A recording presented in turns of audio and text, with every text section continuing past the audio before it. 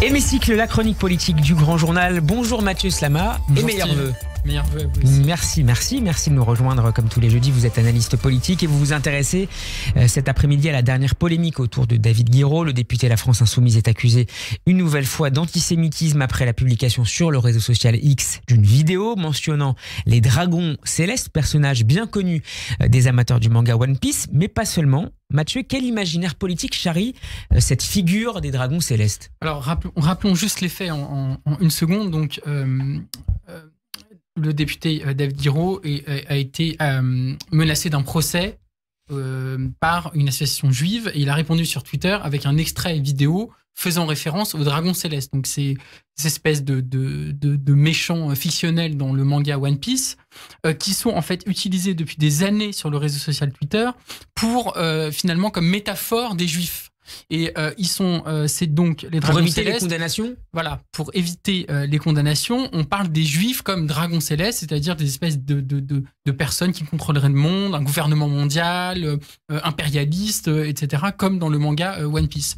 Et en fait, c'est une sorte de clin d'œil, enfin de ralliement entre tous les antisémites des réseaux sociaux, notamment assez jeunes, qui consiste à dire, plutôt que se mettre sous le coup de la loi en parlant des juifs explicitement ou quoi que ce soit, on parle des dragons célestes pour, encore une fois, relayer les pires clichés antisémites sur les juifs, c'est-à-dire qu'ils domineraient le monde, qu'ils domineraient les médias, qu'ils domineraient la politique, etc., etc.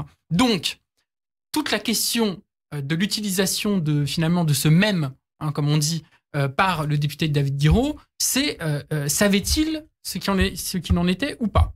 Alors lui se défend de tout antisémitisme, même si on peut en douter, notamment vu son passif depuis le 7 octobre. Alors, d'une part, il y a un passif de David Guiraud. On se rappelle quand même de cette vidéo épouvantable de Tunisie dans laquelle il parlait du 7 octobre quasiment en souriant et en minimisant le pogrom et les massacres qui s'y étaient déroulés.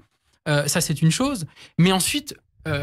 on sait que David Guiraud a été biberonné dans son enfance et il l'a avoué lui-même, quelque part.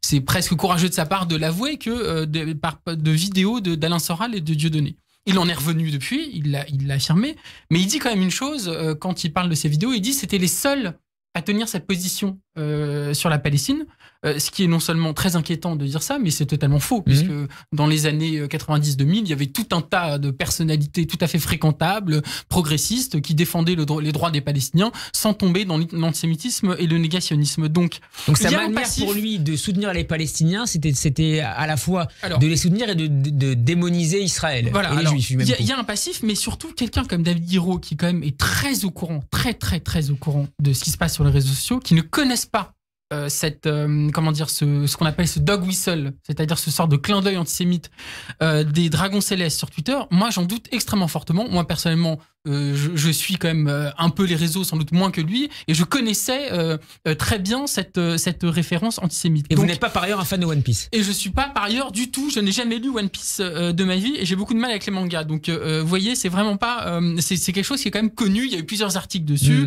Et normalement, quand on est un militant progressiste de gauche, antiraciste, on connaît cette référence.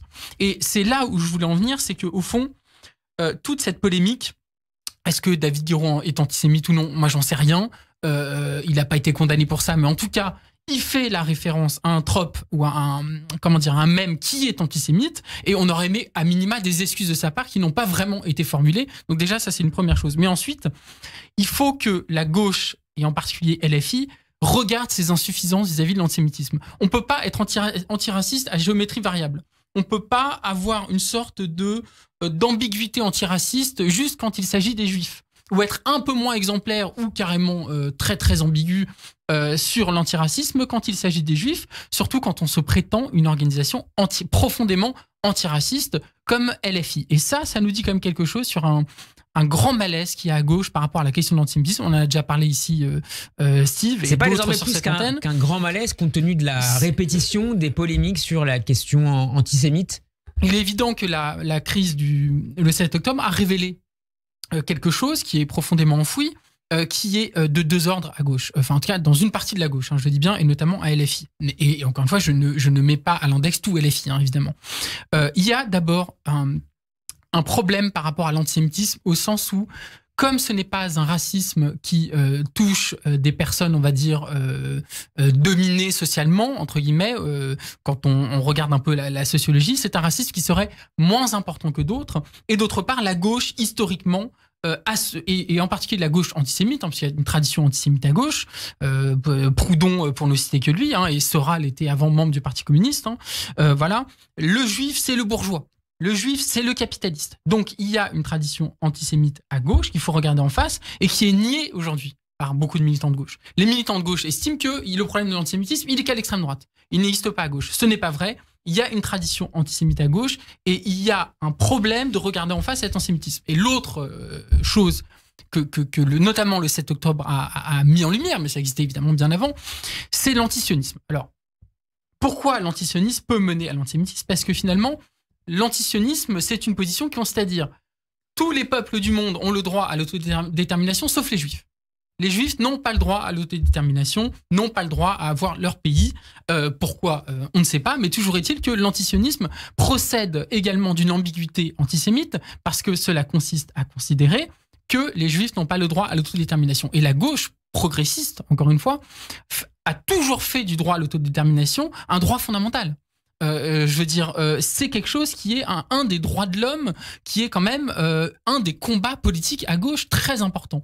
Et c'est comme si finalement, aujourd'hui, considérer que les Juifs avaient le droit à leur pays et à l'autodétermination ne pouvait pas être conciliable avec le fait de défendre cette même idée pour les Palestiniens. C'est comme si finalement, ça ne pouvait être qu'un peuple entre les deux et que ça devait être les Palestiniens et pas les Juifs. Tellement qu'on se demande parfois si la défense de la cause palestinienne n'est pas simplement un prétexte pour cacher un antisémitisme un peu inavouable. Alors, il y a évidemment beaucoup de gens à gauche qui sont extrêmement sincères dans leur combat pour le droit des Palestiniens et pour le droit à un État palestinien, mais il y a aussi en effet certaines personnes dont on peut se demander, notamment au regard de leur obsession pathologique sur cette question-là, et comme s'il n'y avait pas d'autres problèmes à côté, si ce n'est pas en effet motivé par un arrière-fond qui est soit antisémite, soit profondément ambigu sur la question du racisme touchant les juifs.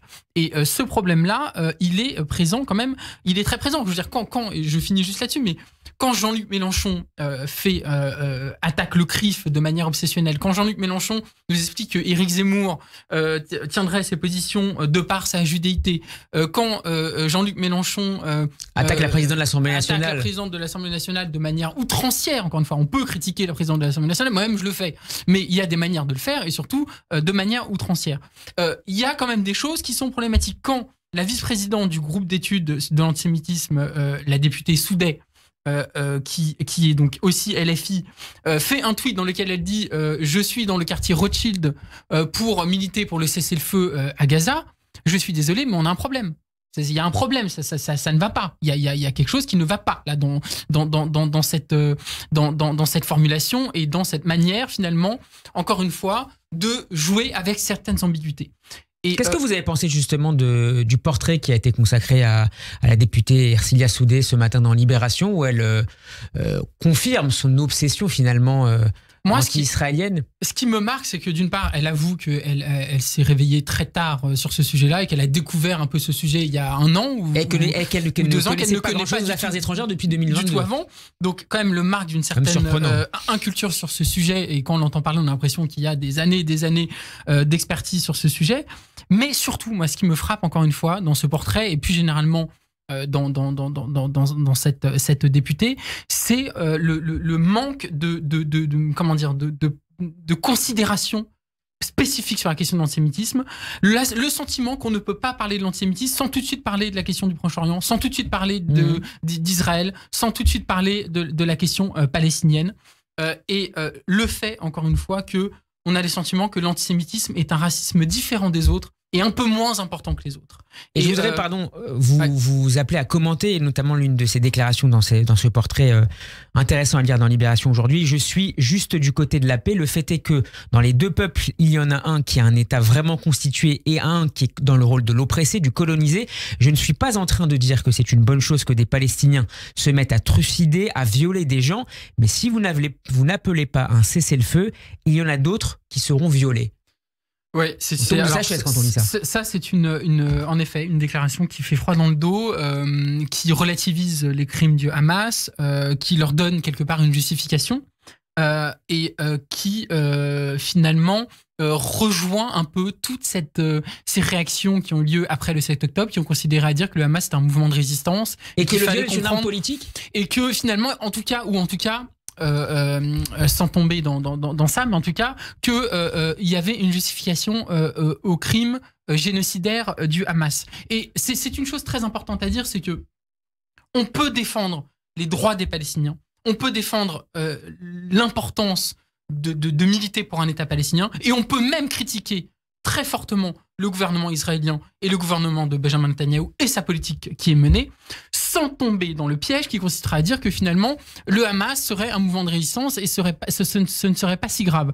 On peut condamner de manière très très forte, sans ambiguïté aucune, les crimes du Hamas, et c'est ce qu'ont manqué de faire un certain nombre de personnalités à gauche, et ça nous dit quelque chose, encore une fois, sur les ambiguïtés, sur la question de l'antisémitisme, parce que le Hamas, rappelons-le, est une organisation terroriste, génocidaire et antisémite. Merci beaucoup Mathieu Slama d'avoir été avec nous. On peut vous réécouter sur radioj.fr et en vidéo sur YouTube. Bon après-midi à vous et à jeudi. Bon après-midi.